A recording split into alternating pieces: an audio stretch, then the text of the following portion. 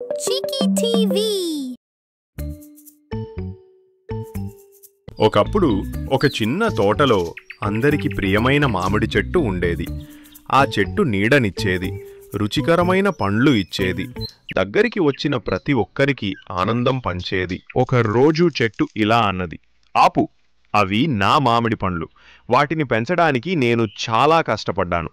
కోతి ఇలా అంది, నీ దగ్గర అన్నీ ఉన్నాయి కదా, కొన్నింటిని నాకు కూడా ఇస్తావా? కోపంతో చెట్టు తన మిత్రులందరినీ దూరం చేసుకుంది. చెట్టు తన పండ్లను కాపాడుకుంటూ ఉండిపోయింది, కానీ దాని చుట్టూ ఉన్న ఆనందం మాత్రం కనుమరుగైంది. రోజులు గడుస్తూనే ఉన్నాయి, కానీ చెట్టుకి సంతోషం మాత్రం దొరకలేదు. పంచుకోవడం మర్చిపోయిన చెట్టు ఒంటరితనాన్ని నేర్చుకుంటోంది. ఒకరోజు గాలి బలంగా వీచింది. చెట్టు, ఆకులు, పండ్లు మెల్లగా నేలపై పడిపోయాయి. ప్రకృతి చెట్టుకి ఒక పాఠం నేర్పింది.